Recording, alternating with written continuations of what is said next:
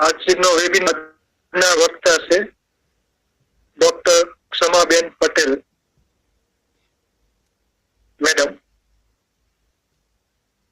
જે છે એટલે કે નેચરલ જે તો હું એમને વિનંતી કરું ધાન્ય વિશે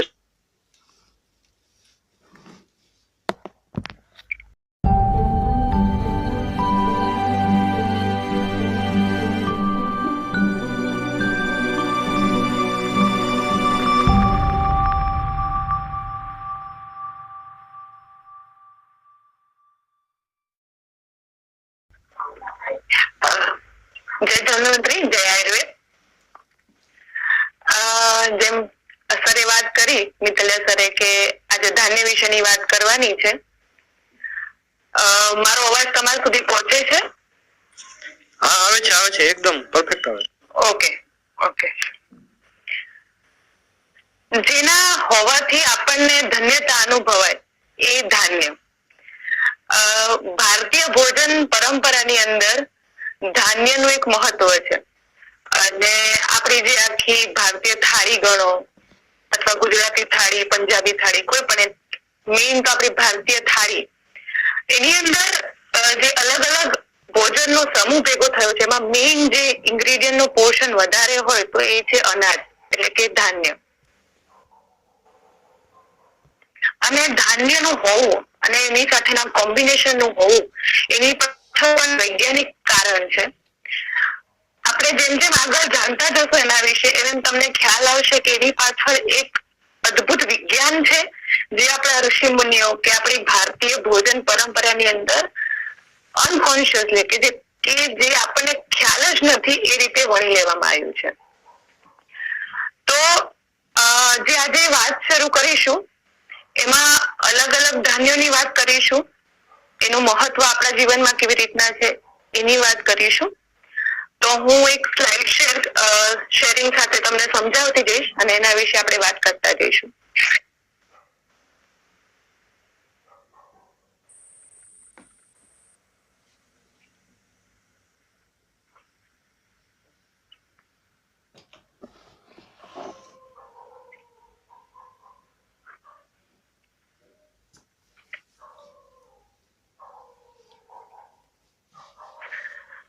ધાન્યને જનરલી બે ભાગમાં વહેંચવામાં આવ્યા છે.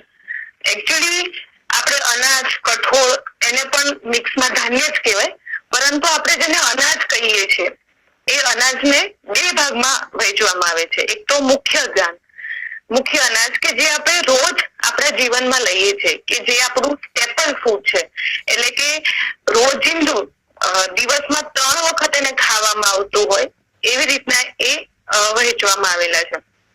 તો મુખ્ય ધાનની અંદર આપણને ખ્યાલ છે કે ઘઉં, ચોખા, મકાઈ, જવ, આ જનરલી એક આપણું મુખ્ય ધાન છે.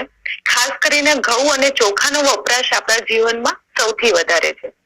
પરંતુ ખડ ધાન્ય એટલે કે તૃણ ધાન્ય, જેને અત્યારે એ કન્સેપ્ટ બહુ જ આપણને જોવા મળી રહ્યો છે કે મિલેટ, તો એ જે છે કે જે ઘાસ જેવા છોડ ઉપર ઝીણા ઝીણા દાણા સ્વરૂપે જોવા મળે છે આપણને, એ જેમ કે જુવાર અને બાજરી, આ બંને અનાજ એવા છે કે એ પણ આપણા જીવનની અંદર, આપણા ભોજનની અંદર લેવામાં આવે છે. પરંતુ સામો, રાજગરો એક ઉપવાસ સુધી સીમિત રહેલા છે. રાગી છે, કાંગ છે, ચણા છે, કોદરી છે, કુરી છે, બંટી છે, કુટ્ટુ છે.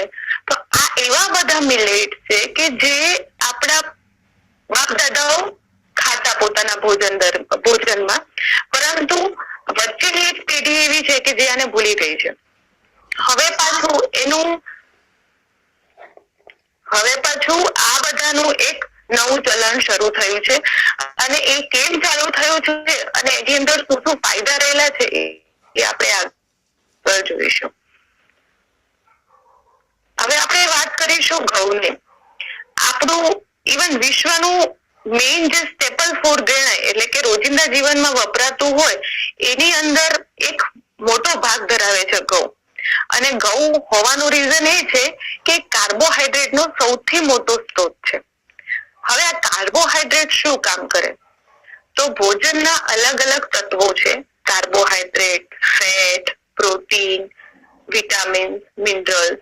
તો એવી રીતના જે કાર્બોહાઈડ્રેટ છે એ શરીરમાં પુષ્કળ ઉર્જા આપવાનું કાર્ય કરે. જેમ કે સાદું ઉદાહરણ દઉં તો ખાંડ, ગોળ, આ જે વસ્તુ છે એ જ્યારે તમે લેશો તો થોડી વાર પછી તમને એનર્જીની ફિલિંગ આવશે, એટલે કે એમાં ગ્લુકોઝ રહેલો છે. તો કાર્બોહાઈડ્રેટ જે છે એ તમને એનર્જી આપવાનું કામ કરે. હવે એમાં પણ અલગ અલગ પ્રકાર છે.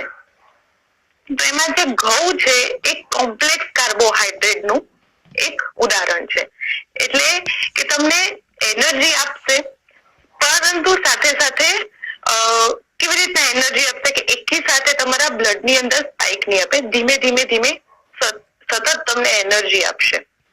એની અંદર બીજા ઘણા બધા તત્વો છે કે જેમ સેલેનિયમ છે, મેંગેનીઝ છે, ફોસ્ફરસ છે, કોપર, ફોલિક એસિડ. આમાં આપણે જનરલી ફોલિક એસિડ વિશે જાણતા હોઈએ કે મોઢામાં ચાંદા પડી જાય તો આપણને ફોલિક એસિડની ગોળીઓ લેતા હોય, અથવા તો પ્રેગ્નન્સીમાં પ્રેગ્નન્ટ વુમનને ફોલિક એસિડ આપવામાં આવે છે. તો આ ફોલિક એસિડની ગોળીઓ જે હોય એ સિન્થેસિસ વિટામિન્સ હોય છે, જ્યારે આપણને આપણા ભોજનની અંદરથી નેચરલી ફોલિક એસિડ મળતો હોય. તો આ બધા જે તત્વો છે એ શરીરના અલગ અલગ રીતના કાર્ય કરતા હોય. મેઇનલી જે સેલેનિયમ છે એક એવું તત્વ છે કે જેની વિશે બહુ વાત નથી થતી, પરંતુ એ પાવરફુલ એન્ટીઓક્સિડન્ટ તરીકે કાર્ય કરે છે. બીજું, થાઇરોઇડ હોર્મોન્સ હોય એને વધારવામાં મદદ કરે, એટલે કે વધારવામાં એટલે કે જો ઓછો હોય તો એને વધારે, એટલે કે એનું નિયમન કરવામાં મદદરૂપ થાય. આપણા શરીરની અંદર રોજ બરોજ વેર એન્ડ ટેરની પ્રક્રિયા થતી હોય, એટલે કે રોજ કંઈક નવું તૂટતું હોય અને તૂટવાની સામે નવું બનતું હોય. તો જે આ પ્રક્રિયા દરમિયાન આપણને અમુક તત્વો જોઈએ, એમાંનું સેલેનિયમ પણ છે. અસ્થમાના લક્ષણોમાં પણ જો ઘઉં ખાવામાં આવે તો ઘણી રાહત જોવા મળતી હોય છે. પછી એમાં જોવા મળતું મેંગેનીઝ જે છે એ કોલાજનનું ઉત્પાદન કરે. એટલા માટે આપણા જીવનમાં ઘઉંનું એક એવું કહેવામાં આવે છે કે આયુર્વેદની દ્રષ્ટિએ કે જીવનીય છે, અને એટલા માટે જીવનીય છે કે કોલાજનનું ઉત્પાદન કરવામાં મદદરૂપ થાય. હવે આ કોલાજન શું છે?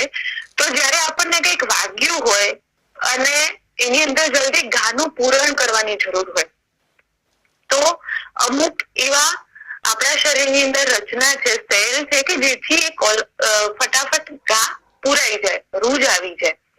તો આ રીતે ઘઉંની અંદર મેંગેનીઝ પુષ્કળ પ્રમાણમાં છે, માટે એ ખાવામાં આવે તો ઘાનું પૂરણ થવું, હાડકાં મજબૂત થવા જોવા મળે. આપણા ઘરમાં જનરલી જે દાદા અને દાદી હોય એ લોકો આવી સલાહ આપે કે ક્યારેક ફ્રેક્ચર થયું હોય કે હાડકું ભાગ્યું હોય તો ઘઉંનો શીરો ખાવાની વાત કરી હોય છે, તલના તેલમાં બનાવીને. તો એ જો લેવામાં આવે તો જલ્દી આપણું હાડકું ભાગેલું હોય કે ફ્રેક્ચર થયું હોય એ જલ્દી સંધાઈ જતું હોય છે.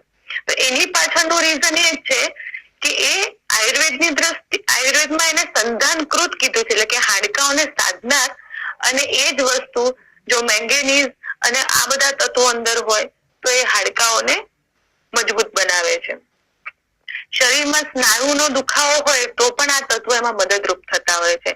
હૃદયના વધારે ધબકારા થતા હોય અથવા ઓછા થઈ ગયા હોય તો એને નિયમિત કરવાનું પણ કાર્ય કરતા હોય. બીજું, મેગ્નેશિયમ કરીને પણ એક તત્વ છે. હવે આ મેઇન કામ શું કરે છે કે આ ડાયાબિટીસની ઉપર બહુ સારું રિઝલ્ટ એનું જોવામાં આવ્યું છે કે મેગ્નેશિયમ ઘઉંની અંદર વધારે પ્રમાણમાં જોવાના કારણે એ ટાઈપ 2 ડાયાબિટીસ, એટલે કે બીજા પ્રકારનો ડાયાબિટીસ જે જોવામાં આવે છે એની અંદર ગ્લુકોઝની જે લેવલ છે બ્લડમાં એને મેન્ટેન કરે છે, અને ઇન્સ્યુલિન સેન્સિટિવિટી વધારે. ટાઈપ 2 ડાયાબિટીસની અંદર બે કન્ડિશન જોવામાં આવે છે. એક તો એક કન્ડિશનમાં એવું હોય કે ઇન્સ્યુલિન જે હોય છે, ઇન્સ્યુલિનનો હોર્મોન એ ઓછા પ્રમાણમાં હોય, જેટલી જરૂર છે એનાથી ઓછા પ્રમાણમાં હોય, એટલે રક્તની અંદર જે શર્કરા હોય એનું એબ્સોર્પ્શન ન થઈ શકે અથવા તો એનું યુટિલાઇઝેશન બરાબર ન થઈ શકે, એટલે રક્તની અંદર શર્કરાનું પ્રમાણ વધારે જોવા મળે. બીજું એવું જોવા મળતું હોય છે કે જે ઇન્સ્યુલિન હોય એને કાર્ય કરવા જનરલી કેવું થતું હોય કે આપણું જે ગ્લુકોઝ એટલે કે જેને આપણે શુગર કહીએ છીએ કે બ્લડ ની અંદર શુગર, તો જે શુગર છે એ ગ્લુકોઝ લોહીમાંથી થઈ એ કોઈ પણ સેલ એટલે કે કોષની અંદર જાય અને પછી એમાં જઈને પ્રક્રિયા થઈ એમાંથી ઉર્જાની ઉત્પત્તિ થતી હોય છે. હવે એ ગ્લુકોઝનો જે કણ છે એને કોષની અંદર જવું હોય તો એને કોષની અંદર દાખલ થવું પડે. એટલે આપણું જે શરીરની અંદર એવી રચના છે કે ડાયરેક્ટ કોષની અંદર દાખલ થઈ શકાય નહીં. તો કેવી રીતના થઈ શકાય? તો ઇન્સ્યુલિન છે એ કોષની ઉપર રહેલા રિસેપ્ટર એટલે કે એક એવી રચના હોય ત્યાં જઈને ફિટ થાય એટલે કોષની અંદર જે દરવાજા હોય ગ્લુકોઝને જવા દેવા માટેના એ ખુલે એટલે ગ્લુકોઝ અંદર જાય. પરંતુ ઇન્સ્યુલિન રેઝિસ્ટન્સ ડાયાબિટીસ ની અંદર એવું જોવા મળે કે જે કોષની ઉપરના જે રિસેપ્ટર હોય એ કોઈ કારણસર ઇન્સ્યુલિન એ રિસેપ્ટર ની અંદર જોડાતું નથી અને એના કારણે થઈ ગ્લુકોઝ અંદર જતું નથી. જો ઘઉંનું સેવન કરવામાં આવે અને એમાં મેગ્નેશિયમ પૂરતા પ્રમાણમાં મળતું હોય તો આ ઇન્સ્યુલિન રેઝિસ્ટન્સ વાળો જે ડાયાબિટીસ છે એ ધીમે ધીમે એમાં પરિણામ જોવા મળતું હોય છે ને ધીમે ધીમે ઓછું થતું જોવા મળતું હોય છે. બીજું એ ન્યુરોટ્રાન્સમીટરની કાર્યક્ષમતા વધારે. હવે જે ન્યુરોટ્રાન્સમીટર એટલે શું? તો બે ચેતાતંતુ હોય, આપણે જેમ કે ચેતાતંતુ વિશે જાણીએ છીએ કે એ ભાવના કોઈ પણ આપણી સ્પર્શ થયો, ઠંડુ લાગ્યું, ગરમ લાગ્યું એનું વહન કરતા હોય. હવે જે વહન કરે છે સેન્સેશનનું, તો એ બે ચેતાતંતુ વચ્ચે એક માધ્યમ હોય એને ન્યુરોટ્રાન્સમીટર કહેવાય. હવે જે ન્યુરોટ્રાન્સમીટર ની અંદર જો કઈ ગડબડી થાય તો બરાબર એ ચેતનાનું વહન ન થાય. તો ચેતનાનું વહન કરવા માટે ન્યુરોટ્રાન્સમીટર જોઈએ. તો એ ન્યુરોટ્રાન્સમીટરની કાર્યક્ષમતા પણ મેગ્નેશિયમ ઉપર ડિપેન્ડન્ટ હોય. ડીએનએ અને આરએનએ ના બંધારણ માટે પણ મેગ્નેશિયમ જરૂરી હોય. આપણા શરીરની અંદર પ્રોટીન બનાવવા માટે પણ મેગ્નેશિયમની જરૂર પડતી હોય છે. તો આવી રીતના અલગ અલગ રીતના ઘઉંના અંદર રહેલા તત્વો આપણા શરીર ઉપર અસર કરતા હોય છે.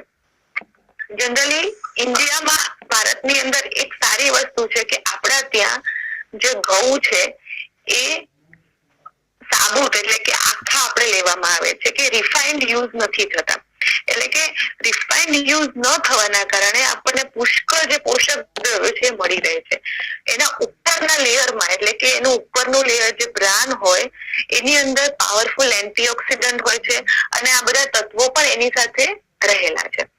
અલગ અલગ એન્ટીઓક્સિડન્ટ રહેલા હોય કે જે મેઇન તો આંખોની રોશની, આપણી આંખની રોશની છે, જેમ કે અત્યારે આપણે જોતા હોઈએ કે બાળકોની અંદર નાની ઉંમરે ચશ્મા આવી જવા અથવા આંખોમાં ઝાંખપ દેખાવી, એ બધી જે તકલીફો આંખોની જોવા મળે છે તો એ લ્યુટીન નામના જે એન્ટીઓક્સિડન્ટ છે એ એમાં મદદરૂપ થતા હોય છે. બીજું કે બીજા બધા ઘણા બધા એન્ટીઓક્સિડન્ટ છે જે કેન્સર, આંતરડાનું કેન્સર હોય એની સામે રક્ષણ આપે છે તથા ક્રોનિક રોગો એટલે કે જૂના હઠીલા રોગો હોય તો એની સામે રક્ષણ પૂરું પાડવા માટે આપણે અલગ અલગ એન્ટીઓક્સિડન્ટની શરીરમાં જરૂર હોય જે ઘઉંમાંથી આપણને પ્રાપ્ત થતા હોય છે. બીજું ઘઉં પ્રીબાયોટિક છે. આ પ્રીબાયોટિક એટલે શું એ આપણે આગળ જોઈશું. આયુર્વેદની દ્રષ્ટિએ ઘઉં એ વૃષ્ય છે એટલે કે સપ્ત ધાતુની પુષ્ટિ કરે છે. 7 ધાતુ જે છે તમારા રસ, રક્ત, માંસ, મજ્જા, અસ્થિ આ બધાનું અને શુક્ર આ બધાનું પોષણ કરે છે અને શરીરમાં બળ આપે છે. સાથે સાથે ઘઉંના વિશે એવી વાત કરી છે કે જીવનીય છે એટલે કે તમારી વાઇટાલિટી, ઇમ્યુનિટી વધારવામાં પણ ઘઉંનો બહુ ફાળો રહેલો છે. આમાં અત્યારે આપણે જોઈએ તો ઘઉંની અલગ અલગ જાતો આપણને જોવા મળતી હોય તો એ જાત પ્રમાણે થોડો ઘણો પોષક દ્રવ્યોમાં ફરક જોવા મળે પણ જનરલી ઘઉંની અંદર મેઇનલી આટલા પોષક દ્રવ્યો વિપુલ પ્રમાણમાં જોવા મળતા હોય છે. પછી ઘઉંની જેમ જવ છે. ઘઉંની અંદર ક્યારેક વીણતા હોય તો જવ જોવા મળતા હોય, અને જવ એ અલગ અલગ એક ધાન્ય છે. ગુજરાતની અંદર જવનો ઉપયોગ બહુ ઓછો જોવા મળે છે. આપણે ત્યાં ઘઉંનો ઉપયોગ અને ચોખાનો ઉપયોગ વધારે થતો હોય, જવનો ઉપયોગ બહુ જોવા મળે છે. જવ એ પણ ઘઉં જેવું જ એક ધાન્ય છે. જે ઘઉંની અંદર જોવા મળે છે એ જ બધા પોષક દ્રવ્યો, એ જ રીતની વસ્તુઓ તમને જવમાં જોવા મળશે. થોડી અલગ અલગ જોવા મળે. જવની અંદર લ્યુટેન અને ઝિએઝેન્થિન નામના 2 એન્ટીઓક્સિડન્ટ રહેલા છે, જે આંખોના સ્વાસ્થ્ય માટે અને મેક્યુલર ડિજનરેશન, એક આંખનો રોગ છે કે તમારે આંખની અંદર એક ડિજનરેટિવ ચેન્જીસ ચાલુ થાય, એટલે કે ધીમે ધીમે આંખોની રોશનીનો ક્ષય થવા લાગે અને ધીમે ધીમે અંધાપો આવતો છે. તો એમાં જવનું જે અંદર જોવા મળતા તત્વો છે એન્ટીઓક્સિડન્ટ, એમાં મદદરૂપ થતા હોય છે. બીજા જવની અંદર ઘણા બધા અલગ અલગ તત્વો જોવા મળે છે, જેમ કે મોલિબ્ડેનમ છે, કે જે આપણા શરીરની અંદર ઝેરી તત્વો હોય એને વિઘટન કરી અને નીકાળવામાં મદદરૂપ થાય. લીવરની અંદર કોઈ પણ ઝેરી તત્વો જાય તો એનું જયારે નિકાલ કરવાનો હોય વિઘટન કરીને, ત્યારે આ મોલિબ્ડેનમ એમાં મદદરૂપ થતું હોય છે. વિટામિન બી કોમ્પ્લેક્સ, જેમ કે vitamin A, vitamin B1, B2, B6, આ બધા જે વિટામિનનું આખું ગ્રુપ છે એ બધા જવની અંદર જોવા મળે છે. હવે આ વિટામિન આપણા શરીરના અલગ અલગ કાર્ય માટે બહુ જ જરૂરી જતા હોય છે. આમાં પણ સેલેનિયમ અને મેંગેનીઝ ભરપૂર પ્રમાણમાં હોય જ છે. અને આની અંદર એક મેઇનલી વસ્તુ ઝિંક વધારે પ્રમાણમાં જોવા મળતું હોય. હવે ઝિંક શું કામ કરતું હોય? તો ઝિંક એટલે કે જસત, એ આપણી ઇમ્યુનિટી વધારે છે. મેઇનલી અત્યારે કોરોના કાળમાં આ એક સંશોધન થયું કે ઝિંક વધારે પ્રમાણમાં હોય એવા પદાર્થો જો લેવામાં આવતા હોય તો કોરોના જેવા રોગ જે થતા હોય એની સામે રક્ષણ મળે છે, કેમ કે એ તમારી ઇમ્યુન સિસ્ટમને પાવરફુલ બનાવે છે. સાથે સાથે ચામડીના દર્દોમાં પણ ઝિંકનો ઉપયોગ કરવામાં આવે તો એ પણ ફાયદારૂપ થતો હોય છે. જવની અંદર બીટા ગ્લુકોન્સ કરીને એક તત્વ જોવા મળે છે, જે ઓટ્સ, જેને આપણે અત્યારે પ્રચલિત છે ઓટ્સ, એમાં પણ એ જોવા મળે છે. પરંતુ આપણને એવું માર્કેટિંગ કરી દેવામાં આવ્યું છે કે ઓટ્સ સૌથી વધારે સારા, પરંતુ ઓટની અંદર જે બીટા ગ્લુકોન્સ છે એ આપણને જવમાંથી મળે છે, કે આપણા ટ્રેડિશનલ ધાન્ય છે એમાંથી પણ આપણને એ જ તત્વો મળતા હોય છે. તો આ બીટા ગ્લુકોન શું કાર્ય કરે છે? તો એ શરીરમાં જે આપણે LDL એટલે કે ખરાબ કોલેસ્ટ્રોલ, આપણા શરીરમાં જે કોલેસ્ટ્રોલ છે જે આવતો હોય રિપોર્ટમાં, એમાં 2 પ્રકારના કોલેસ્ટ્રોલ હોય. એક સારો કોલેસ્ટ્રોલ, એક ખરાબ. જે LDL છે એ ખરાબ કોલેસ્ટ્રોલ છે અને HDL છે એ સારો કોલેસ્ટ્રોલ છે. તો આ જે બીટા ગ્લુકોન છે LDL ને ઘટાડે છે અને HDL ને વધારવાનું કાર્ય કરે છે. ખાસ કરીને મેનોપોઝલ સ્ત્રીઓની અંદર ટ્રાઇગ્લિસરાઇડ અથવા તો કોલેસ્ટ્રોલ વધારે જોવામાં આવતો હોય. તો આ જે કોલેસ્ટ્રોલ છે એ બીટા ગ્લુકોન જે જોવા મળે છે જવની અંદર, એ એમાં મદદરૂપ થતું હોય છે એને ઘટાડવા માટે.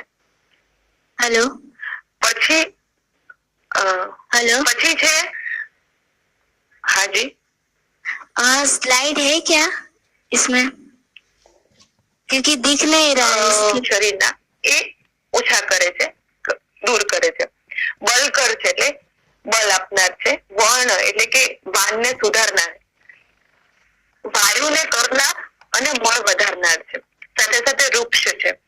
વૃક્ષ છે પરંતુ વૃક્ષ હોવા છતાં પણ વૃક્ષ છે એટલે વાયુ કરનાર અને વૃક્ષો હોવાથી એને જે લેવામાં આવે તો ઘી સાથે કે એવા દ્રવ્યો સાથે લેવામાં આવે કે જે વાયુનું બેલેન્સિંગ કરતા હોય. તો એ રીતે જો જવ લેવામાં આવે તો જવના મેક્સિમમ બેનિફિટ આપણે મેળવી શકતા હોઈએ.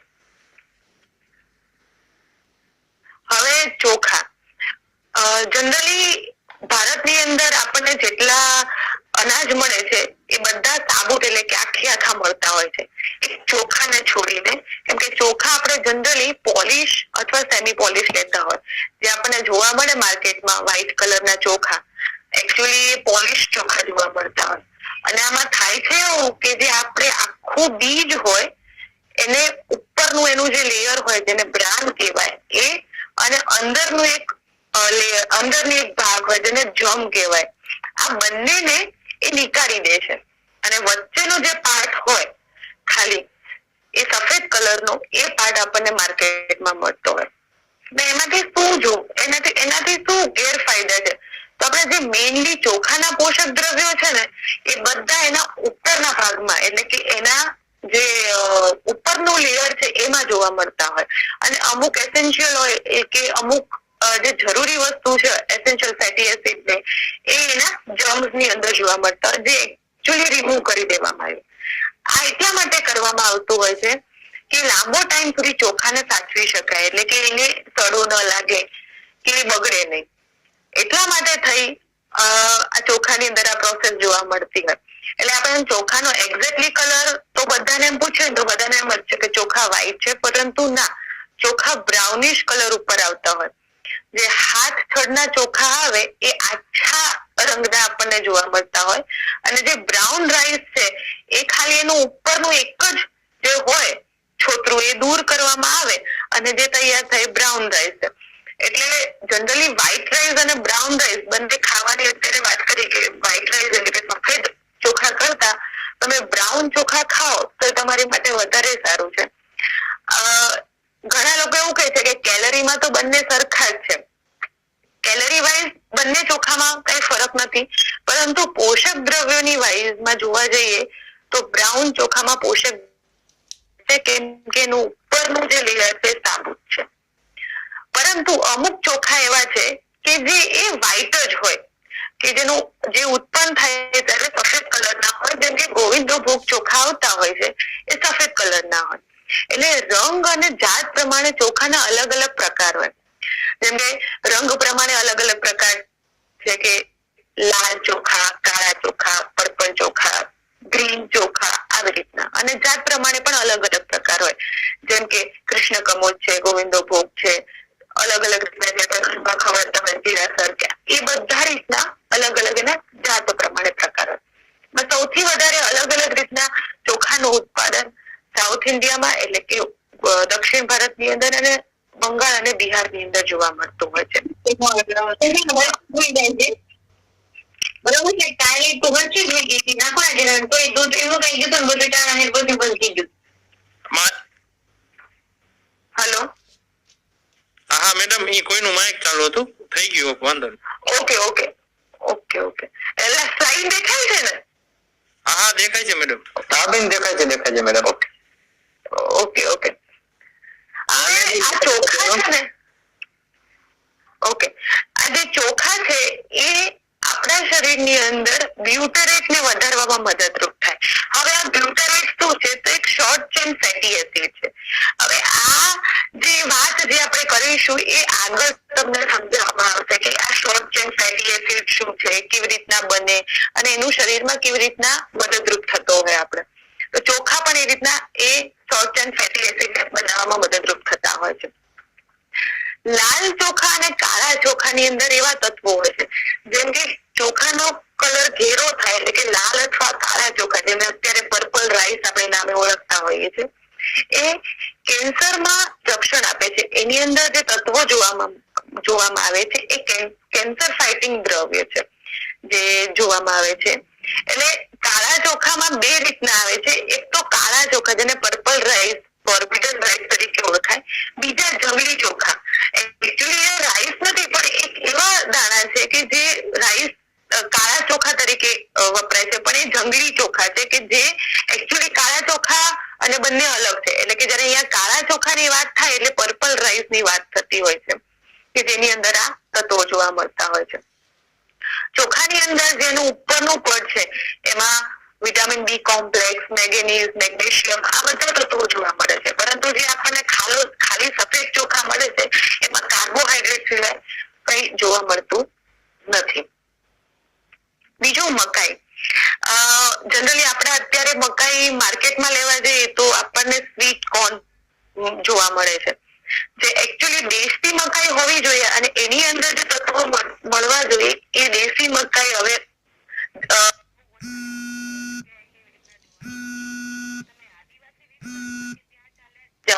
તો તમને હજી પણ એ દેશી મકાઈ મળતી હોય છે.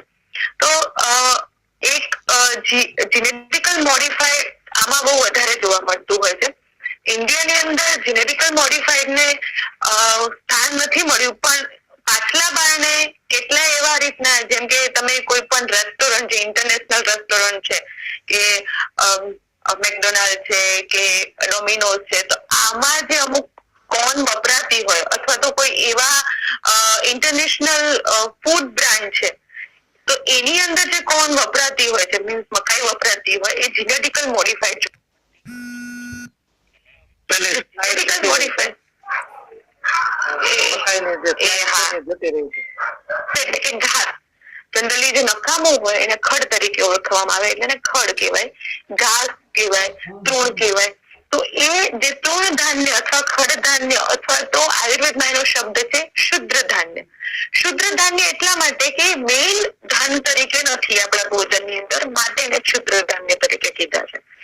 તો એવા અલગ અલગ રીતના આપણા ગુજરાતની અંદર અવેલેબલ છે.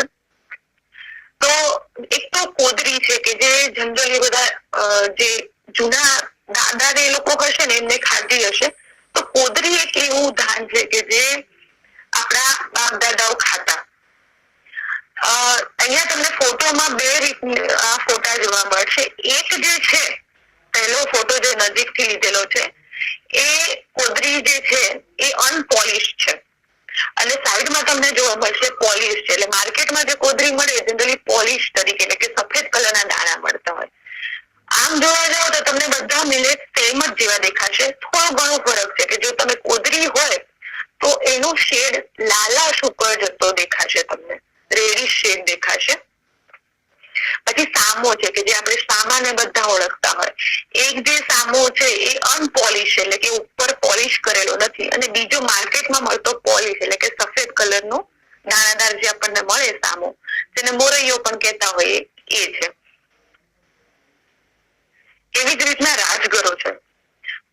રાજગરો આમ આપણા જીવનમાં ખવાય છે પણ વ્રત પૂરતો ખવાય છે. એના અલગ અલગ રીતના ઉપયોગ કરીને ખાવામાં આવે તો શરીર માટે બહુ જ ફાયદાકારક થઈ શકે.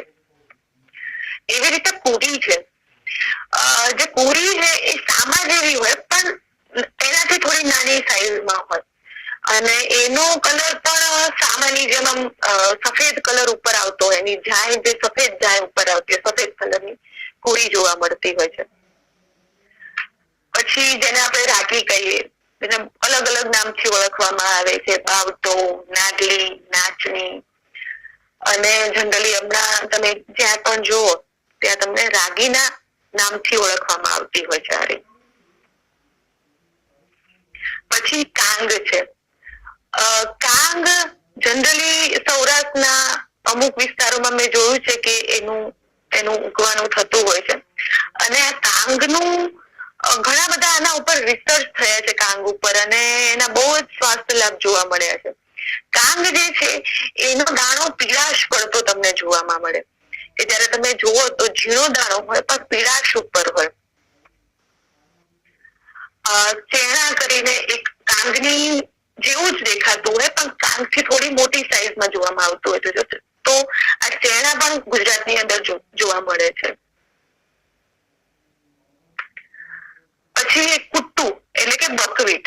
આ જનરલી ગુજરાતની અંદર બહુ જોવા નથી મળતું, પરંતુ આનો લોટ બહુ તમને મળી જશે, કેમ કે ભારતની અંદર ઉપવાસ દરમિયાન સામો, રાજગરો અને આ કુટ્ટુ, આ ત્રણ વસ્તુ ખાવામાં આવે છે.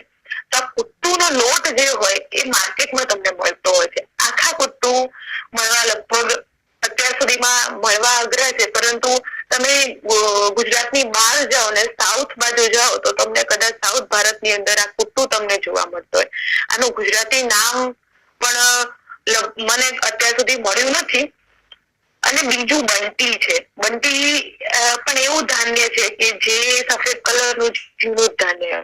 આ ધાન્યમાં ખાલી કુટ્ટુ તમે ઓળખી શકો, રાગી તમે ઓળખી શકો, બાકી બધા દાણા મૂક્યા હોય તો તમને સેમ જેવા દેખાતા હશે, પરંતુ એની સાઈઝમાં અને એની જાય જેની એનો શેડ હોય એમાં આપણે એને અલગ અલગ રીતના ડિફરન્શિએટ કરી શકતા હોય. પરંતુ માર્કેટમાં જે મળતા હોય બધા પોલિશ મળે, એટલે પોલિશમાં ઓળખવું બહુ અઘરું પડી જતું હોય છે. હવે જે તૃણ ધાન્ય આપણે હોય તો એ આપણા શરીરમાં શું ફાયદારૂપ છે? એટલે તૃણ ધાન્ય જે છે એ એની અંદર એન્ટીઓક્સિડન્ટ પુષ્કળ પ્રમાણમાં હોય છે અને રેસાનું પ્રમાણ વધારે હોય છે. રેસા જે છે એ આપણા શરીર માટે બહુ મહત્વનો ભાગ ભજવતા હોય. બીજું, એની અંદર પુષ્કળ પ્રમાણમાં એમિનો એસિડ રહેલા છે. એમિનો એસિડ શું કાર્ય કરે? તો જેમ દીવાલ બનાવવી હોય તો ઈંટની જરૂર પડે, એમ પ્રોટીન માટે એમિનો એસિડની જરૂર પડે. એમિનો એસિડ બે પ્રકારના હોય. એક તો એવા કે જે શરીરમાં અમુક પદાર્થો હોય ને શરીર જાતે એમાંથી એમિનો એસિડનું રચના કરતી હોય, પરંતુ અમુક એવા એમિનો એસિડ હોય કે જે શરીરને બહારથી લેવા પડતા હોય, જેને એસેન્શિયલ એમિનો એસિડ કહેવાય. તો આ એસેન્શિયલ એમિનો એસિડ જે હોય કે જે શરીર માટે જરૂરી છે, એ એસેન્શિયલ એમિનો એસિડ આપણને ભોજનમાંથી મળતા હોય. તો ભોજનમાં એસેન્શિયલ એમિનો એસિડનો એક આ સારો એવો સ્ત્રોત છે કે જે આપણને આ અલગ અલગ ધાન હોય એમાંથી આપણને આ એમિનો એસિડ મળતા હોય છે. રાગી જે છે એમાં કેલ્શિયમનું પ્રમાણ બધા જ અનાજ કરતા સૌથી વધારે છે. કેલ્શિયમ આપણા હાડકાને તો મજબૂત કરે છે, પરંતુ ચેતાતંત્રને કાર્યરત કરવા માટે પણ કેલ્શિયમ જરૂરી છે. અને આપણે જે સ્નાયુઓનું કાર્ય કરવું હોય તો સ્નાયુ ક્યારેક કોન્ટ્રેક્ટ કરવો પડે એટલે સંકોચવું પડે, ક્યારેક ઢીલો છોડવો પડે, તો આ કાર્ય માટે પણ કેલ્શિયમની જરૂર પડતી હોય છે. તો કેલ્શિયમની જરૂર માટે આપણને જે રોજિંદી કેલ્શિયમની જરૂર હોય છે એમાંથી ઘણું બધું કેલ્શિયમ આપણને રાગીમાંથી મળી લેતું હોય છે. જેમ મેં આગળ વાત કરી કે કાંગ અને ચેણા, આમ જોવા જાવ તો બંને સેમ જ જેવા છે, સાઈઝમાં થોડો ઘણો ફરક પડે. ચેણા મોટા છે કાંગ કરતા, પણ કલરમાં બંનેમાં પીળાશ પડતી જાય જોવા મળતી હોય. તો એની ઉપર ઘણા બધા રિસર્ચ થયા છે, મેઇનલી કાંગ ઉપર. તો એમાં એવું જોવા મળ્યું છે કે આપણા જે બ્લડ છે, રક્ત છે, એની અંદર જે ગ્લુકોઝ બ્લડ શુગર લેવલ જે આપણે કહેવાય એનું પ્રમાણ ઘટાડે છે. સાથે સાથે ઇન્સ્યુલિન સેન્સિટિવિટી વધારે છે. જેમ આગળ વાત કરી કે ઇન્સ્યુલિનને જે સેલના રિસેપ્ટર સાથે બાઇન્ડ થવું હોય તો એ જે કારણો છે એને નાબૂદ કરી કાઢે છે, જેથી કરીને ગ્લુકોઝ સેલમાં પહોંચે અને જે લોહીની અંદર જે એનું પ્રમાણ છે એ ઓટોમેટિકલી ઘટે છે. એલડીએલ અને ટ્રાઇગ્લિસરાઇડ પણ ઘટાડે છે. આ બધા સંશોધનોના અંતે આ બધા રિસર્ચ પછી આ બધું જાણવા મળ્યું છે કે એ ટ્રાઇગ્લિસરાઇડ છે, એલડીએલ છે, એને ઘટાડે છે. ઇવન તમારા શરીરની અંદર ખોટી ચરબી હોય તો ફેટ બંધ કરવાનું પણ કાર્ય કાંગ અને ચણા કરતા હોય છે. રાજગરો આપણે જેમ વાત કરી પેલા મેં કે વ્રત દરમિયાન જ ખવાય છે, પરંતુ જો રોજબરોજની અંદર ખાસ કરીને બાળકોને પણ જો રાજગરો આપવામાં આવે તો એ બહુ મદદરૂપ થાય છે એના ફિઝિકલ અને મેન્ટલ ડેવલપમેન્ટ માટે, કેમ કે એમાં પ્રોટીન સારા પ્રમાણમાં મળે છે. પ્લસ એ આપણું જે લીવર છે, જે લીવર ડેમેજ થતું હોય અથવા લીવરના કોઈ રોગો હોય તો રાજગરો એમાં બહુ મદદરૂપ થતો હોય છે. ઘણા બધા ઓટોઇમ્યુન રોગો જોવા મળે. ઓટોઇમ્યુન રોગો એટલે કે જેમાં ઇમ્યુનિટી હોય, ઇમ્યુનિટી સિસ્ટમ આપણી છે, ઇમ્યુન સિસ્ટમ એની અંદર ગડબડી સર્જાય. એટલે કે આપણી ઇમ્યુન સિસ્ટમ નક્કી ન કરી શકે કે આ જીવાણુ કે ખરાબ તત્વો છે કે આ મારા શરીરના જ ભાગો છે, એ જજમેન્ટ ન લઈ શકે, માટે જીવાણુ કે એની ઉપર હુમલો કરવાની જગ્યાએ શરીરના ઉપર જ હુમલો કરે અને શરીરને ડેમેજ કરે. તો એવા ઓટોઇમ્યુન રોગની અંદર રાજગરો બહુ ફાયદારૂપ થતો જોવા મળતો હોય છે. લાઇસિન નામનો પ્રોટીનનો સ્ત્રોત રાજગરો મેઇન છે. કે લાઇસિન નામનું પ્રોટીન બહુ ઓછા તત્વોની ઓછા ભોજનના પદાર્થોમાં જોવા મળે. જેમ કે કિનવા છે, અત્યારે કિનવા બહુ ફેમસ છે કે એની અંદર પ્રોટીન બહુ પુષ્કળ પ્રમાણમાં છે. તો કિનવાની જેમ જ રાજગરાની અંદર લાઇસિન પુષ્કળ પ્રમાણમાં જોવા મળે. એ શરીરના જે વેર એન્ડ ટેરની પ્રક્રિયા છે કે જે શરીરની અંદર ડેમેજ થતું હોય તો એને નવું બિલ્ડઅપ કરવું હોય તો પ્રોટીનની જરૂર પડે. જેમ કે હોર્મોન્સથી માંડીને આપણા શરીરની ઘણા બધા તત્વો છે કે જે પ્રોટીન એ મહત્વનું છે. તો હોર્મોન સારા બનાવવા માટે પણ સારું પ્રોટીનની આવશ્યકતા હોય અને સારું પ્રોટીન આપણને આવી રીતના અલગ અલગ રીતના મળતું હોય, તેમજ આ લાઇસિન પણ એમાં મદદરૂપ થતું હોય છે. લાઇસિનનું બીજું ખાસ એ છે કે એ ચિંતા અને સ્ટ્રેસ ઓછો કરે.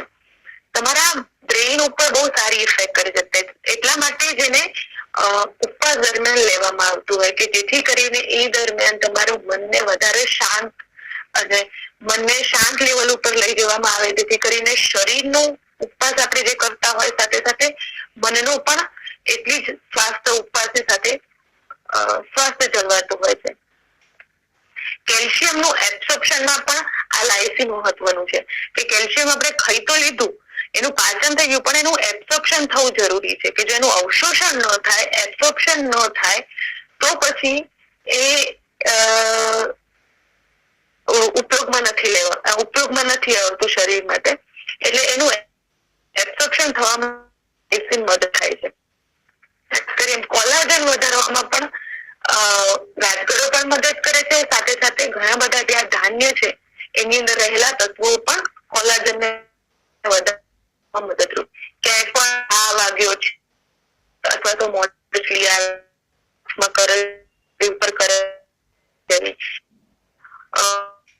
ઓછી ઘાને જલ્દી રૂઝાવા કોલેજન મદદરૂપ હોય છે. જે જોવા મળે છે ધાન ખાઓ છો ત્યારે એડિનો પોઝ કરીને એક તત્વ થાય છે જે એન્ટી ઇન્ફ્લામેટરી તરીકે કામ કરે છે. એટલે કે સાંધાની અંદર સોજો હોય તો ઓછો કરે, આંતરડાની અંદર સોજો હોય તો ઓછો કરે, હૃદયની તકલીફ છે, ડાયાબિટીસની તકલીફમાં ક્યાંય પણ અંદર શરીરની અંદર ક્યાંય પણ તકલીફ છે તો એને ઓછી કરવામાં મદદરૂપ થતો હોય છે. જેટલો ઘેરો રંગ હોય, જેમ કે આછા રંગ કરતા જેટલા તૃણ ધાન્ય જેટલા, જેમ કે રાગી રહી, એ જે ઘેરા રંગના ધાન્ય છે એની અંદર એન્ટીઓક્સિડન્ટ પ્રમાણમાં એટલે વધારે થતા હોય છે બીજા પ્રમાણની અંદર. આયુર્વેદની તૃણ ધાન્ય એટલે કે એનું જે વર્ણન ઉષ્ણ છે, થોડા પ્રમાણમાં ઉષ્ણ છે અને વૃક્ષ છે. અને બાદના છે ક્લેદ એટલે કે શરીરની અંદર જે ક્લેદ રહેલો છે, વધારે પડતો પ્રવાહી પદાર્થ છે એનું શોષણ કરનાર છે, અદૃશ્ય છે અને વાયુને કરનાર છે. એટલા માટે એ વૃક્ષ અને વાયુને કરનાર હોવાના કારણે થઈ જે શુદ્ર ધાન્ય છે એને પણ જો ભોજન બનાવતી વખતે જો એનું ધ્યાન રાખવામાં આવે તો એનું વાયુ નથી કરતો અને વૃક્ષની જગ્યાએ એ સ્નિગ્ધ થઈ અને આપણા શરીરને મદદરૂપ થતો હોય છે. તો એ કેવી રીતના બનાવી શકાય અને એની કઈ કઈ અલગ અલગ રેસીપી છે આપણે આગળ જાણીશું. હવે આપણે વાત કરી અનાજની, પરંતુ આ અનાજ છે તમને બતાવ્યું કે દરેક અનાજ એના પોષક દ્રવ્ય તો છે, એ તો ફાયદારૂપ છે જ આપણને, પરંતુ એક બહુ મહત્વનો ફાયદો અનાજ કરે છે કે એની અંદર પુષ્કળ પ્રમાણની અંદર ફાઈબર રહેલા છે, એટલે કે રેસા રહેલા છે. રેસા જે રહેલા છે એ ઇનસોલ્યુબલ છે, એટલે કે જેને એવા રેસા કહેવાય કે જે ઓગળતા નથી, મીન્સ જેનું પાચન નથી થતું, એ રીતના રેસા એની અંદર રહેલા છે. અને આ રેસાના કારણે આપણા પેટની અંદર જે જીવાણુ રહેલા હોય, સારા જીવાણુ, એના સ્વાસ્થ્ય માટે રેસા બહુ જરૂરી છે. હવે આપણા પેટની અંદર જે જીવાણુ રહેલા છે, એક તો સારા જીવાણુ, ખરાબ જીવાણુ જે હોય એ આપણા શરીરને નુકસાન કરે, આપણા પેટના રોગો લાવે, આપણને ઝાડા કરે કે ડાયરિયા કે જે ઇન્ફેક્શન પેટના લાગતા હોય એ ખરાબ જીવાણુના લીધે લાગતા હોય. પરંતુ સારા જીવાણુ એટલે કે મિત્ર બેક્ટેરિયા, જે મિત્ર જીવાણુ છે એ એનાથી રક્ષણ કરતા હોય છે. જેમ કે આપણા પેટની અંદર એટલા બધા પ્રમાણમાં જીવાણુ રહેલા છે કે આપણે વાત કરીએ કે શાસ્ત્રની અંદર એવું કીધું છે કે પુરુષ એટલે કે જે પોતાની અંદર આખું નગર લઈને ફરે છે એ પુરુષ.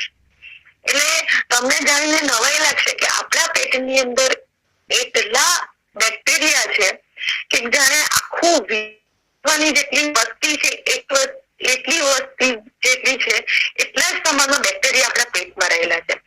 અને 300 થી 1000 જાત સુધી અલગ અલગ બેક્ટેરિયા જોવા મળતા હોય. આવા બેક્ટેરિયા એટલે જીવાણુ, ફંગસ હોય, બેક્ટેરિયા હોય, વાયરસ, પ્રોટોઝોઆ છે, આ બધા છે એના અમુક સુધી એને ઓળખી શકાય છે, અમુક સુધી નથી ઓળખી શકાયા, અમુક કેટલા ફાયદેમંદ છે, કેટલા નથી, એ હજી એની ઉપર બહુ મોટું રિસર્ચ થઈ રહ્યું છે. પરંતુ જેટલું જાણવામાં આવ્યું છે એના પરથી એટલું સમજી શકાય છે કે આ આપણા જે પેટના બેક્ટેરિયા છે આપણા જીવનમાં સૌથી મહત્વના છે. કેમ કે એ શું કરે છે કે આપણા શરીરની અંદર જે ચેપ લાગે, કોઈ પણ રીતનો ખરાબ ચેપ લાગ્યો, જેમ કે ખરાબ પાણી પીવાનું અથવા ખરાબ ખોરાક ગયો, તો એની અંદર ખરાબ બેક્ટેરિયા ગયા, તો આ સારા બેક્ટેરિયા એની સામે ફાઇટ કરી અને એને દૂર કરવાનું કાર્ય કરે છે. એટલે જે ફાયદા રહેલા છે, જેમ કે આપણે જેટલા પણ અનાજ ખાઈએ તેની અંદર રહેલા હોય એને રેઝિસ્ટ સ્ટાર્ચ અથવા રેઝિસ્ટ કાર્બ કહેવામાં આવે. હવે આ જે જીવાણુ છે એનું ફર્મેન્ટેશન કરે અને આથો લાવવાની પ્રક્રિયા કરે. એ આથો લાવવાની પ્રક્રિયા થાય એમાં ઘણી વસ્તુ, એક તો મેઇન ગેસ ઉત્પન્ન થાય અને બીજું કે શોર્ટ ચેન ફેટી એસિડ ઉત્પન્ન થાય છે. ઘણા બધા વિટામિન, ખાસ કરીને વિટામિન બી અને કે એનું સિન્થેસિસ આ બેક્ટેરિયા કરતા હોય છે. હવે આ શોર્ટ ચેન ફેટી એસિડ છે કે જે આપણે વાત કરી બ્યુટરેટ જે જોવા મળતો હોય, એક શોર્ટ ચેન ફેટી એસિડ નું જ એક નામ છે, બીજું નામ છે બ્યુટરેટ. આ જે બ્યુટરેટ છે એ આપણા જે આંતરડા હોય એની જે દિવાલ હોય એને સ્વસ્થ રાખવાનું કાર્ય કરે છે. એટલે કે જો તમને ચાંદા પડી ગયા હોય આંતરડાની દિવાલમાં અથવા તો ક્યાંય પણ સોજો હોય તો એ ઓછો કરે. ઘણા કહેતા હોય કે મને આંતરડામાં સોજો છે, તો જો આ શોર્ટ ચેન ફેટી એસિડ તમારા શરીરમાં પૂરતા પ્રમાણમાં બનતો હોય તો ઓટોમેટિકલી તમારા આંતરડાની અંદર સોજા દૂર થતા હોય છે. આંતરડાના કેન્સરમાં પણ શોર્ટ ચેન ફેટી એસિડ નું બહુ એનું કાર્ય જોવા મળ્યું છે કે એ જો પૂરતા પ્રમાણમાં થતો હોય તો એનાથી તમે એનું રક્ષણ મેળવી શકો છો. યકૃતમાં એન્ઝાઇમ છે એની પ્રવૃત્તિ વધારે, એટલે કે મેટાબોલિઝમ વધારે. તમારું લીવર નું કાર્ય વધારવાના કારણે મેટાબોલિઝમ જો વધે તો તમારા શરીરની અંદર જે ચરબી છે એનું ચરબીનું ડાયજેશન થવા લાગે, એટલે કે ચરબી બંધ થાય, એટલે કે ફેટ બંધ કરવા માટે પણ તમારા સારા જીવાણુ હોવું જરૂરી છે. એટલે આ રીતના જો જીવાણુને રેસાયુક્ત ખોરાક આપવામાં આવે તો એ મદદરૂપ થતો હોય છે. બીજા ઘણા બધા હોર્મોન્સ છે, એવા હોર્મોન્સ છે કે જે આપણા મૂડ ઉપર અસર કરે છે, જેમ કે સેરેટોનિન છે, ડોપામિન છે. તો આ રીતના હોર્મોન્સ છે એની પણ ઉત્પત્તિ થવા માટે આ જીવાણુ મદદરૂપ થતા હોય છે. જો સારા બેક્ટેરિયા પેટમાં વધારે હોય તો સેરેટોનિન નું લેવલ, એટલે કે મૂડ, આપણું જે સારો મૂડ હોવો, આપણને ઉત્સાહ હોવો કોઈ પણ કાર્ય કરવાનો, એ આપણા સેરેટોનિન ઉપર નિર્ભર છે. અને આપણા શરીરમાં જે 90% જે સેરેટોનિન છે એ પેટમાંથી તૈયાર થાય છે. જો તમે સારા રેસાયુક્ત પદાર્થો લેશો અને જો તમારી અંદર જીવાણુઓ હશે તો તમારું સેરેટોનિન વધારે પ્રમાણમાં થશે અને તમારું મૂડ એનહેન્સ થશે, તમારી ચિંતા, તમારી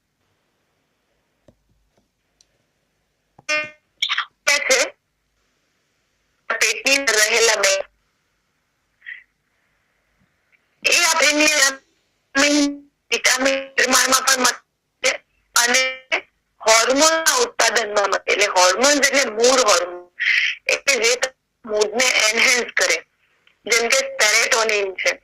સેરેટોનિન જે સવારે તમે ચાલવા તમારા હૃદયનો સ્ત્રાવ આખો હોય છે, તો આ તમારા આખા દિવસના ઉત્સાહ ઉપર, તમારી કાર્યક્ષમતા પર, ઇમોશનલ લેવલ ઉપર અસર કરતો હોય. તો આ જે સેરેટોનિન છે એ જનરલી આપણા પેટની અંદર બને છે. એટલે આપણા બ્રેઇનની અંદર જે એમાં અંદર જે સેરેટોનિન 90% જેટલું સેરેટોનિન પેટમાં, એટલે કે બેક્ટેરિયા આ સેરેટોનિન સારા પ્રમાણમાં બને, સારું ભોજન લેવાય તો સારા પ્રમાણમાં બનવાનો છે અને સારા પ્રમાણમાં બને તો ઓટોમેટિકલી તમારા ઇમોશનલ લેવલ, તમારા ઉત્સાહ ઉપર, તમારા મેન્ટલ કન્ડિશન ઉપર એ કરતો હોય છે. એટલા માટે આપણે ત્યાં કહેવામાં આવ્યું છે કે તું ખા મન. એટલે એ પણ એક આ સાયન્ટિફિક રીઝન છે કે જો તમે તમારા પેટમાં રહેલા તમારા જીવને સાચવશો તો એ તમને સાચવશે. આ જીવોને સાચવવા માટે પ્રિયને આપવા પડે. જેમ ઘઉં છે, અનાજ, જેટલા પણ અનાજ છે, સાબુત અનાજ એટલે કે હોલ ગ્રેન્સ જેને કહેવાય, આપણા ભારતની અંદર જેટલા પણ અનાજ ખવાય તે છોડીને આપણે હોલ ગ્રેન્સ આખા જે સાબુત અનાજ ખાઈએ છીએ એ પ્રીબાયોટિક તરીકે કરે છે. પ્રીબાયોટિક જીવાણુ એના ભોજન એનો વિકાસ કરવામાં મદદરૂપ થાય. અને પ્રોબાયોટિક કે એ જીવાણુ સાથે જોડાઈને વસાહત બનાવે. હવે આ જે જીવાણુ રહેલા છે, જે ની અંદર જેટલા બેક્ટેરિયા રહેલા છે એ એટલા બધા અસંખ્ય પ્રમાણમાં છે, પરંતુ દરેકની એક યુનિક ગોઠવણી હોય છે કે મારી અંદર જે હોય એ તમારે જોવા મળે, તમારે બીજાની અંદર જોવા મળે. દરેક પોતાની ફિક્સ, એ તમે જેવું ભોજન લો એ પોતાની પેટર્ન ગોઠવતા હોય. અને તમે જે પણ ભોજન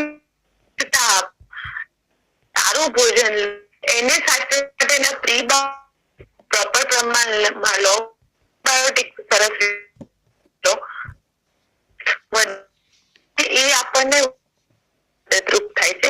એ ઘણા બધા જેમ કે એના પણ ઉત્પાદન થાય છે, ઘણા બધા શરીરની મેન્ટેન કરવામાં મદદરૂપ થાય છે. એક રિસર્ચ પ્રમાણે એવું કહેવામાં આવે મનુષ્ય અને ગટ બેક્ટેરિયા વચ્ચે એક સહજીવનનો સંબંધ છે. એને રહેવા દે અને એટલામાં એ બેક્ટેરિયા મનુષ્ય વિટામિન્સ આપે, હોર્મોન્સ આપે,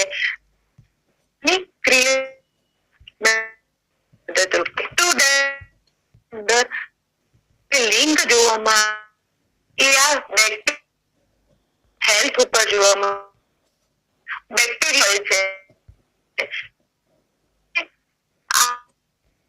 ટાઈપ 2 એટલે કે પ્રકારના ડાયાબિટીસ મળતેને રક્ષણ જોવા મળે. એટલે કે ગ્લુટેન એકચ્યુઅલ પ્રોટીન જ છે અને આ પ્રોટીન વર્ષોથી જ્યારથી ઘઉં આવે ત્યારથી એની અંદર રહેલું છે. પરંતુ આ ગ્લુટેન એકચ્યુઅલી સિલિયમ છે.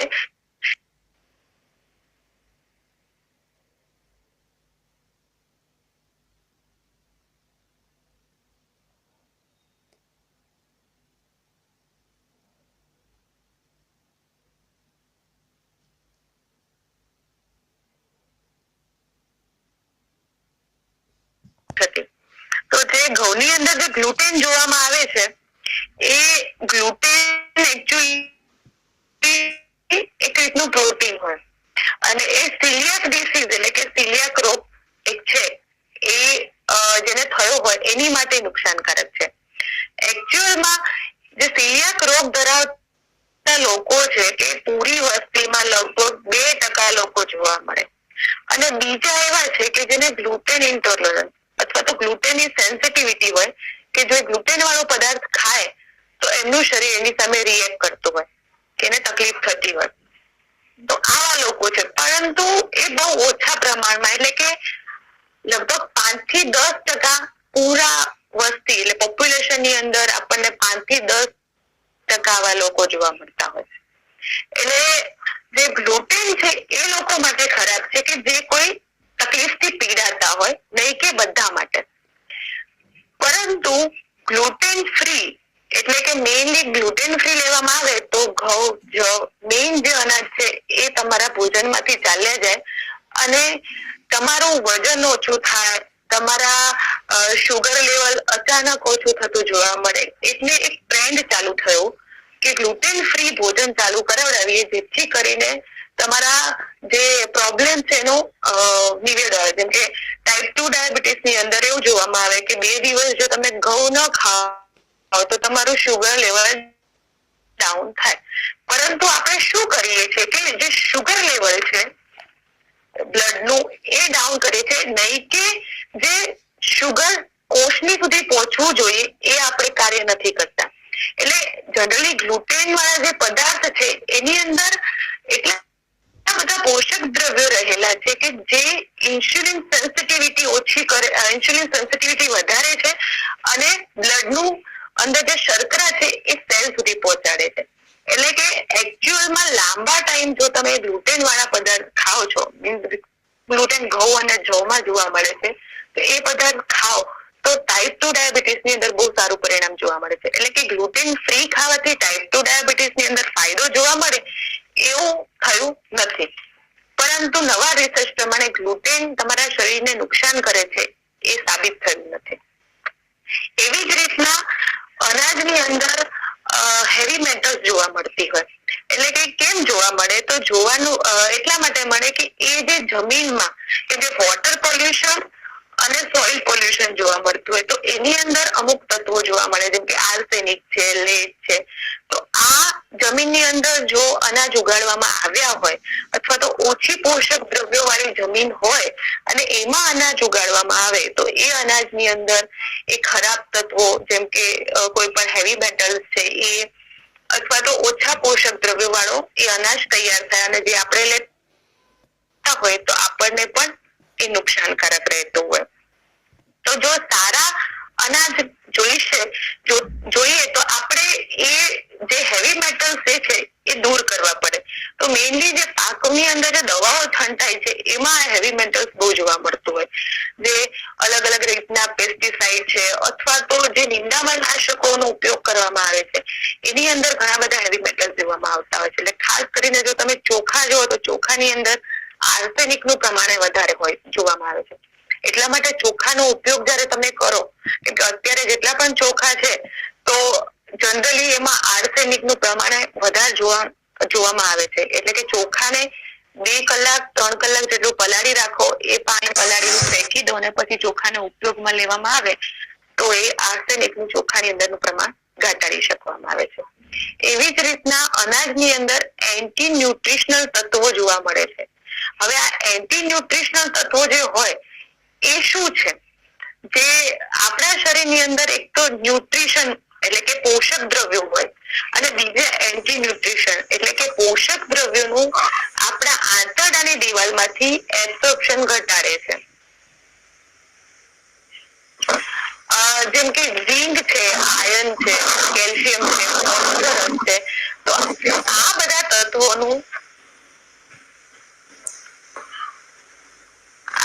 તત્વોનું એબ્સોર્પ્શન આ એન્ટી ન્યુટ્રિશનલ તત્વો ઘટાડતા હોય છે. તો એવા અનાજની અંદર આવા તમને એન્ટી ન્યુટ્રિશનલ તત્વો જોવા મળશે. ખાસ કરીને મિલેટ્સમાં સૌથી વધારે એન્ટી ન્યુટ્રિશનલ તત્વો જોવા મળે છે. મિલેટ્સ એકચ્યુઅલી છોટા પેકેટ બડા ધમાકા જેવી એક પદાર્થ છે કે જેમાં બહુ પુષ્કળ પ્રમાણમાં પોષક દ્રવ્યો રહેલા છે, પરંતુ સાથે એન્ટી ન્યુટ્રિશનલ તત્વો રહેલા છે. માટે આપણા ભારતીય પરંપરાની અંદર આખી ભોજન શૈલી વિકસાવવામાં આવી કે જે આવા તત્વોને દૂર કરે. એટલે વૈજ્ઞાનિકોએ એવું કહ્યું કે જો તમે ભોજનમાંથી અથવા તો અનાજમાંથી એન્ટી ન્યુટ્રિશનલ તત્વોને દૂર કરવા હોય તો તમારે શું કરવું જોઈએ? તો તમારે એ જે એન્ટી ન્યુટ્રિશનલ તત્વો માટે થઈને કાંઈને પલાળી રાખવા જોઈએ. 4 થી 5 અથવા 8 કલાક સુધી પલાળી રાખો તો એ દૂર થાય છે. અથવા તો તમે એને શેકો, એનો શેકવાનો સંસ્કાર કરો અથવા એને રાંધો, એને પકાવો, ગરમી આપો. તો આ રીતે જો એનું અલગ અલગ રીતના પકાવીને લેવામાં આવે છે તો એની અંદર રહેલા એન્ટી ન્યુટ્રિશનલ તત્વો નાશ પામે છે અને તમને પૂરતા પ્રમાણમાં પોષક દ્રવ્યો પ્રાપ્ત થાય છે. તો આપણી ભોજન શૈલી જે છે, ભારતીય પાકશાસ્ત્ર અથવા તો આપણી રૂટીન ભોજન શૈલી છે, એમાં આપણે જે ભોજન લઈએ છીએ, જેમ કે રોટલી લઈએ છીએ તો રોટલી શેકીને લઈએ છીએ, અથવા તો કોઈ પણ અનાજ આપણે લેતા હોય તો આ રીતના એનું પકવ એટલે કે સંસ્કાર કરીને લેતા હોઈએ, અથવા તો એને શેકીને ભૂનીને એ રીતે લેતા, જેમ કે ધારી બનાવીને લેતા હોઈએ, અને એને રાંધીને જનરલી લેતા હોઈએ, અથવા તો જેમ કે ફર્મેન્ટેશન કરવું છે એટલે કે આથો લાવવાની પ્રક્રિયા કરવી છે તો એને પલાળીને રાખીએ છીએ. વૈજ્ઞાનિકો એવું કહે છે કે જો દહીંની અંદર આ તત્વોને આ પદાર્થોને પલાળી રાખવામાં આવે તો એન્ટી ન્યુટ્રિશનલ તત્વો ઓછા થઈ જાય છે અથવા તો નાશ પામે છે. તો આપણે જે ફર્મેન્ટેશનની પ્રક્રિયા કરીએ, જેમ કે ઢોકળા બનાવવા છે, હાંડવો બનાવવો છે, અથવા ઇડલી યા ઢોસા બનાવવા છે, તો એમાં પણ આપણે ચોખા, દાળ છે એને આપણે દહીંની અંદર કેવી રીતના પલાળી રાખીએ છીએ. તો આ બધી જે પ્રક્રિયા છે આપણને ખબર નથી, પરંતુ આપણા જીવનમાં એવી રીતે વણાય છે કે જે આપણને મેક્સિમમ આપણા સ્વાસ્થ્યને લાભદાયી થતી હોય છે. તો આ રીતે અનાજનો ઉપયોગ જો આપણે રોજબરોજના જિંદગીમાં કરવામાં આવે પ્રોપર રીતે, જે આપણે પદ્ધતિસર જે વર્ષોથી ખાતા આવ્યા છીએ એ રીતે, તો એ આપણને સ્વાસ્થ્યપ્રદ રહેતા હોય છે. મિલેટ જે છે એ જનરલી આપણે આપણા બાપ દાદા ખાતા તો એને અમુક હદ સુધી એને વાપરતા, જેમ કે કોદરી છે અથવા બંટી છે તો એની ઘેસ કરીને ખાવામાં આવતી. ઘેસ એક એવી વાનગી છે કે ઇઝીલી તૈયાર થઈ જાય અને બહુ જ ન્યુટ્રિશિયસ છે. એવી જ રીતના અત્યારે અલગ અલગ રીતના મિલેટ્સને રાંધવામાં આવતા હોય. જેમ કે મિલેટ રાંધવા હોય તો મેઇનલી એને પલાળી રાખવા, કેમ કે એમાં એન્ટી ન્યુટ્રિશનલ તત્વો વધારે હોય છે. તો 2 થી 4 કલાક અથવા તો તમે વધીને જો 8 કલાક એને પલાળી રાખો તો એ વધારે ડાયજેસ્ટેબલ થઈ જતા હોય છે અને વધારે પોષક દ્રવ્યો એમાંથી મળતા હોય છે. તો તમે મિલેટનો કેવી રીતના ઉપયોગ કરી શકો? તો મેઇનલી ઇડલી છે, ઢોસા છે અથવા પુડલા છે એમાંથી બનાવી શકાય. જેમ કે અલગ અલગ મિલેટ છે તો અલગ અલગ રીતના એનો ઉપયોગ થઈ શકે. જેમ કે બંટી અને કોદરી હોય તો એની ગેસ થઈ શકે, સામો છે તો એનો પુલાવ બનાવી શકાય, એની ખીર બનાવી શકાય.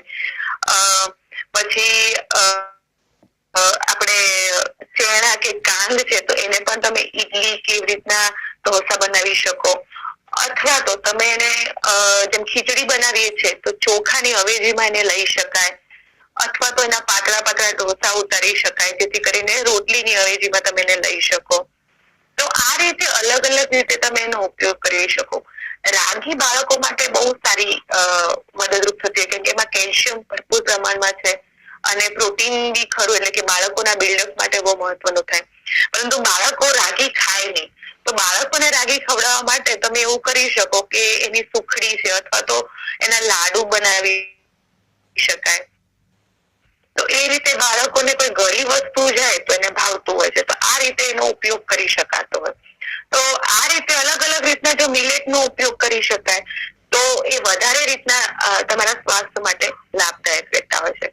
પરંતુ એકલા મિલેટ ખાવા અથવા એકલા ઘઉં ખાવા એ એકચ્યુઅલી તમારા ગટ બેક્ટેરિયા માટે પણ સારું નથી અને તમારા સ્વાસ્થ્ય માટે પણ સારું નથી, કેમ કે આપણા ત્યાં ઋતુચર્યા પ્રમાણે આપણા શરીર ને પોષણ મળે એ પ્રમાણે આખી એક સિસ્ટમ છે કે જેમ કે અમુક તાસીર વાળા એટલે કે જે ગરમ હોય અથવા ઠંડા તાસીર વાળા હોય તો એ પ્રમાણે ઋતુ પ્રમાણે અલગ અલગ રીતના એ ધાન્યનો અથવા એ પદાર્થોનો ઉપયોગ થતો હોય છે. તો શિયાળાની ઋતુ હોય તો તમે ઘઉંનો ઉપયોગ વધારી શકો, કેમ કે ઘઉં તમને પુષ્કળ એનર્જી આપે, સાથે સાથે તમારી સ્ટ્રેન્થ વધારવામાં મદદરૂપ થાય. અને શિયાળા દરમિયાન જો ઘઉં ખાવામાં આવે તો ઘઉંને પચાવવા માટેના જે એન્ઝાઇમ છે શિયાળા દરમિયાન વધારે સ્ત્રવતા હોય છે. એક રિસર્ચ પ્રમાણે એવું જાણવા મળ્યું કે જે હાઈ કાર્બોહાઈડ્રેટ પદાર્થ હોય એને ડાયજેસ્ટ કરવા માટેના જે એન્ઝાઇમ છે શિયાળા દરમિયાન વધારે જોવા મળતા હોય છે. તો એ જો ઘઉં આ દરમિયાન ખાવામાં આવે તો તેનું પૂર્ણ ડાયજેશન થતું હોય અને પૂર્ણ રીતે તમને મદદરૂપ થતા હોય. એવી જ રીતના બાજરી પણ અત્યારે ખાઈ શકાય અને ચોમાસા દરમિયાન બાજરી ખાઈ શકાય. ઉનાળા દરમિયાન જવનો ઉપયોગ કરી શકાય, જવ તાસીરે ઠંડા તે મદદરૂપ થતા હોય. ચોમાસા દરમિયાન તમે મિલેટનો ઉપયોગ કરી શકો, પરંતુ મિલેટ જેમ વૃક્ષ છે તો એની સાથે તમે ઘીનો ઉપયોગ વધારી શકો જેથી કરીને એ તમે એની વૃક્ષતા અથવા વાયુ ન વધારે. સાથે સાથે તમે દાળના કોમ્બિનેશનમાં એની સાથે લો તો એક પરફેક્ટ પૂરતા પ્રમાણમાં કમ્પ્લીટ મીલ થાય કે જેમાંથી તમને પુષ્કળ પ્રમાણમાં કાર્બોહાઈડ્રેટ, એસેન્શિયલ શરીરને જરૂરી છે એવા ફેટ, શરીરને જરૂરી છે એવા તમને એમિનો એસિડ મળતા રહે અને વિટામિન્સ અને મિનરલ પણ એમાંથી મળતા રહે છે. એટલે કે આપણું જે કમ્પ્લીટ મીલ હોવું જોઈએ રૂટીનનું દિવસ દરમિયાન એમાંથી તમને જરૂરી છે બધા પોષક દ્રવ્યો મળતા રહે. તો આ રીતે જો ભોજનને વિવેકપૂર્ણ રીતે લેવામાં આવે, અનાજનો એ રીતના ઉપયોગ કરવામાં આવે તો બહુ મદદરૂપ થતા હોય છે.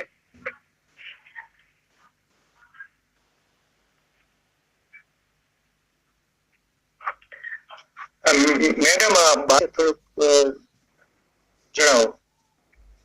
વધારે હા, બાજરા અને જુવાર જે છે એ આપણે જનરલી આપણા ભોજનમાં એકચ્યુઅલી લેવાની જરૂર છે, પરંતુ આપણે એનો ઉપયોગ ઘટાડી દીધો છે. બાજરાની અંદર પણ મિલેટની જેમ જ પ્રોટીન તમને વધારે પ્રમાણમાં મળે અને બાજરો પુષ્કળ એનર્જી આપે તમને. સાથે સાથે એની અંદર ઘણા બધા પોષક દ્રવ્યો જે છે એ જોવા મળતા હોય. રેસાયુક્ત રેસા પણ મળતા હોય તે ગટ બેક્ટેરિયાને પણ એ મદદરૂપ થતા હોય છે. અને બાજરાને આપણે અલગ અલગ રીતના ઉપયોગ કરી શકીએ. જનરલી આપણને એમ છે કે બાજરાનો રોટલો થાય, પરંતુ બાજરાનો રોટલો થઈ શકે, બાજરાની રાબ બનાવી શકો, બાજરાની ખીચડી બનાવી શકાય, બાજરાની એવી રીતના સુખડી બનાવી શકાય. આપણે બાજરો જે છે એની તમે કુલેર બનાવી શકો જે બાળકોને આપી શકાય. તો આ રીતે બાજરો મદદરૂપ થતો હોય. અને જુવારના રોટલા જો કરવામાં આવે, કેમ કે જનરલી જુવાર હું જોતી હોઉં તો એ પક્ષીઓને ચણ નાખવા માટે જ વપરાય છે. આપણા ભોજનની અંદર જુવારનો પણ ઉપયોગ કરવામાં આવે તો એ પણ એક અલગ વિવિધતા વાળા જેટલા અનાજ લેવાશે એટલું આપણા સ્વાસ્થ્ય માટે સારું રહેતું હોય. તો જે જુવાર છે એને પણ તમે અલગ અલગ રીતે ઉપયોગ કરી શકો. એનો રોટલો બનાવી શકો, એની ખીર પણ બનાવી શકાય.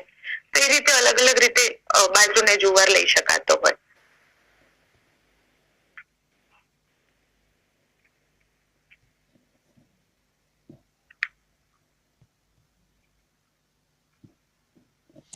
ધાણી, હા, એ બહુ મહત્વ. એ પણ હોળી ધૂળેટી વખતે ખાસ જોવાની.